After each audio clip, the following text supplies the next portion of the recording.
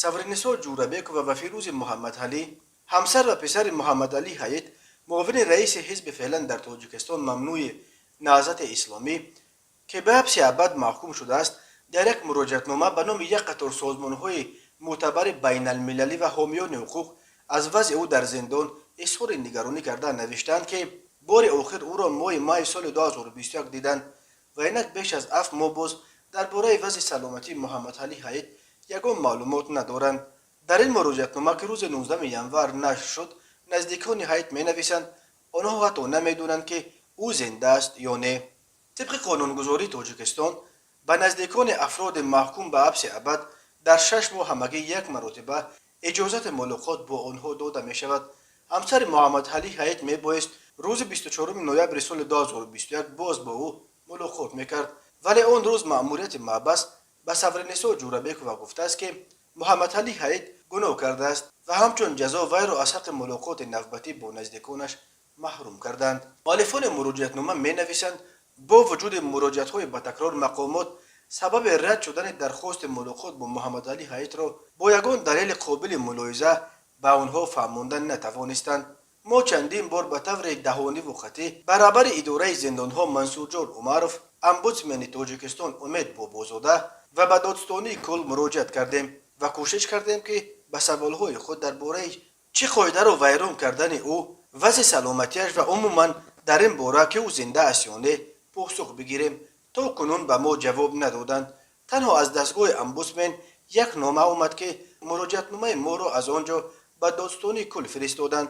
نوشته سفرنسا جورابیک و فیروز محمد علی و این در حالی است که به گفته آنها محمد علی حیات در آخرین ملاقاتش در ماه سال 2021 از وضع سلامتیش و همچنین از آن شکایت داشت که یک محبوس مجرم به تجاوز و آدمکشی را با وی در یک کامرا جای کردند و آن محبوس دائم او را به جنجال و مناقشه تحریک میکرد.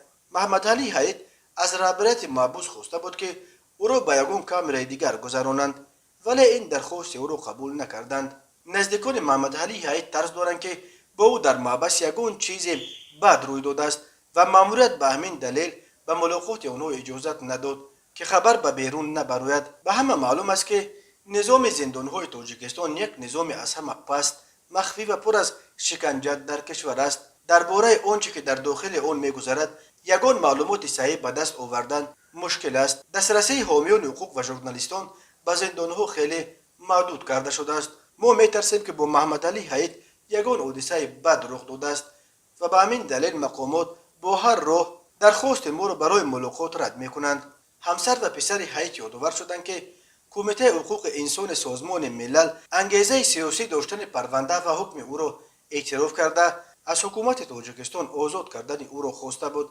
هرچند مقامات تاجیکستان تا حال این قرار را اعتراف نمی کنند و آن را اجرا کردن نیستند، ما امیدواریم که شما همچنان ضرورت اجرای حتمی طلبات این قرار را خاطر رسان و طلب خواهید کرد.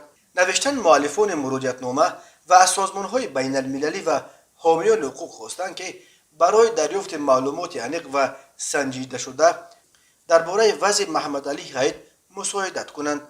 محمد علی حیات ماه سپتامبر سال 2015 دستگیر و سال 2016 همراه با سید عمر حسینی معاون دیگر رئیس حزب نهضت اسلامی تاجیکستان به حبس ابد محکوم شد. خود حیات و راهبران حزب نهضت اسلامی تاجیکستان پرونده و حکم او را سیاسی و غیر قانونی میشمارند. کمیته حقوق انسان سازمان ملل هنوز سال 2018 قطعنامه را قبول کرد که در آن حکومت تاجیکستان توصیه می‌دهد که این سیاستمدار مخالفش را نه فقط آزاد کند بلکه برای سالهای در پشت پنجره به سر برده‌اش به وی تاوان هم پرداخت کنند.